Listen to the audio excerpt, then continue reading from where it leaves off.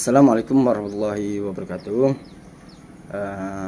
Puji syukur atas kesehatan yang diberikan oleh Allah Subhanahu wa taala. Alhamdulillah, bersalawat kita kepada Rasulullah sallallahu alaihi wasallam. Allahumma shalli ala sayyidina Muhammad wa ala ali sayyidina Muhammad. Baik, pada kesempatan siang hari ini saya akan memaparkan beberapa materi tentang garis pangkal, perairan pedalaman, serta perairan kepulauan untuk mengisi tugas UTS Hukum Laut.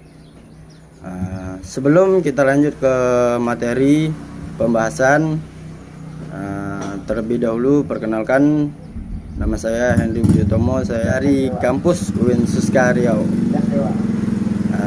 Baik, lanjut ke materinya. Garis pangkal yang perlu kita ketahui tentang garis pangkal ialah sebagaimana yang dimaksud dalam ayat 1 adalah garis air rendah sepanjang pantai yang ditetapkan berdasarkan datum hidrografis yang berlaku pada pulau terluar yang terletak pada atol atau pada pulau terluar yang mempunyai karang-karang di sekitarnya. Secara umum, sebuah negara pantai dapat menggunakan 3 jenis garis pangkal. Di antaranya garis pangkal normal, garis pangkal lurus, dan garis pangkal kepulauan. Untuk materi selanjutnya ialah perairan pedalaman.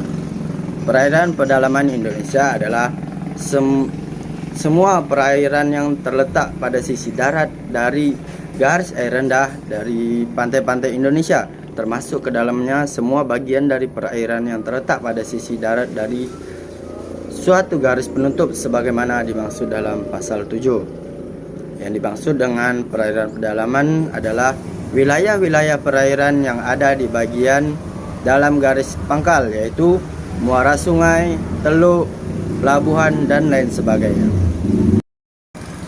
Untuk materi selanjutnya ialah perairan kepulauan. Perairan kepulauan Indonesia adalah semua perairan yang terletak pada sisi garis pangkal lurus kepulauan tanpa memperhatikan kedalaman atau jarak dari pantai. Indonesia disebut negara kepulauan karena terbentuk dari beberapa atau banyaknya gugusan pulau. Negara Indonesia tidak terbentuk oleh satu pulau besar saja ataupun hanya beberapa pulau, melainkan dari ribuan pulau. Maka dari itu negara Indonesia disebut negara kepulauan.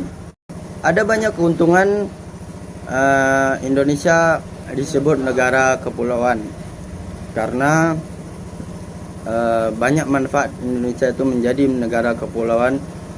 Karena jika Indonesia tidak berbentuk kepulauan, maka dapat berdampak buruk bagi sektor perikanan, transportasi laut, pariwisata, dan suhu udara di Indonesia. Sedangkan yang kita ketahui di Indonesia negara kepulauan, yang mana negara kepulauan itu mempunyai salah satu contohnya ialah pantai. Pantai itu ialah destinasi utama yang kita sukai bersama. Dengan banyaknya pantai di Indonesia, Indonesia ini menjadi negara favorit untuk menjadi kunjungan tempat wisata, baik dari penduduk dalam negeri maupun dari luar negeri. Contohnya ialah Bali.